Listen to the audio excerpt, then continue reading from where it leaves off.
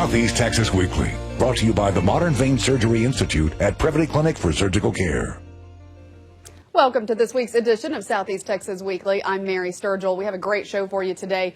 Beaumont Independent School District is getting ready to begin the 2013-2014 school year, while lots of questions remain surrounding redistricting maps and the TEA investigation that we've been telling you about on 12 News HD.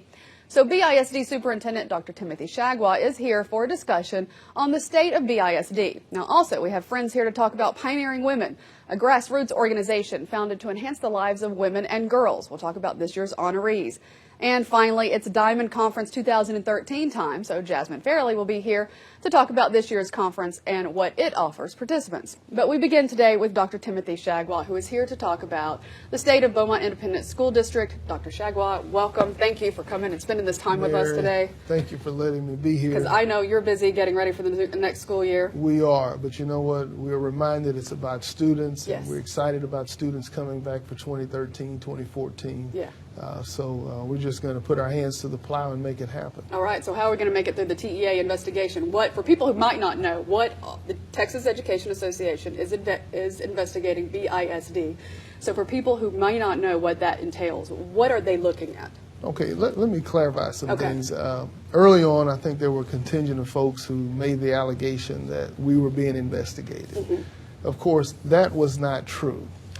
Now, people were sending things in and demanding an investigation. Yeah, that was a former teacher who did that. Right, and, yes. and so, you know, I think there may have been others whomever. Right, because it was like 100 and some page report that TEA received. Exactly, yeah. And so after that, TEA, I guess at that point, felt like they were forced or required to, you know, respond to the inquiry. Mm-hmm. But at the point that it was known to me, or that there would be an investigation, of course, we are always concerned about responding to every issue, be it a little issue, a big issue, an intermediate issue, because we want to make sure that the district, that we represent our students and we represent our community well, because that's what we're really about. It's about students. Right. So when were you aware that TEA was coming into the district?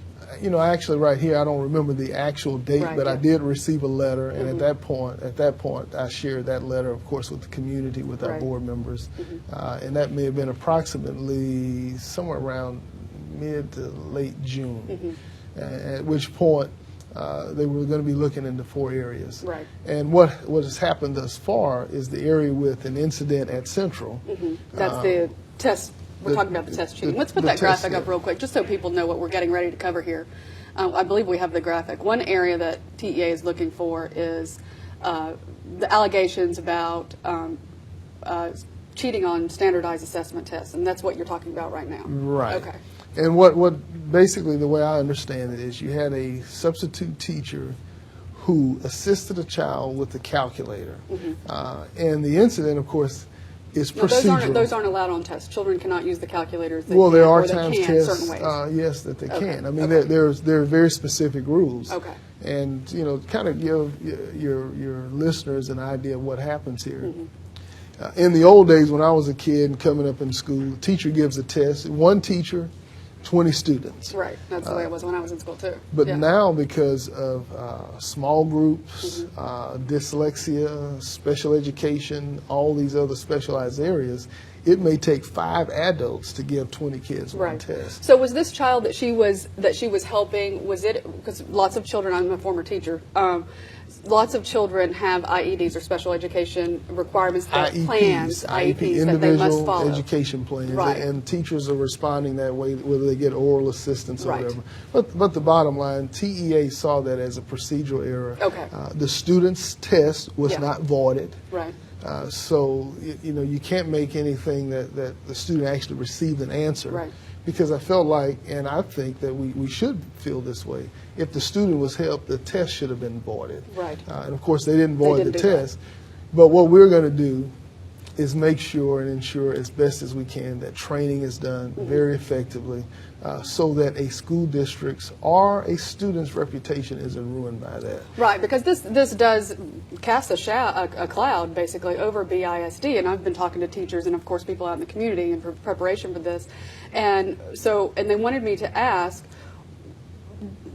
do you think, well, maybe not, that's not the way to ask the question, but what it was brought to my attention that perhaps this substitute teacher is really a scapegoat, so to speak, to use their terminology, for a wider issue.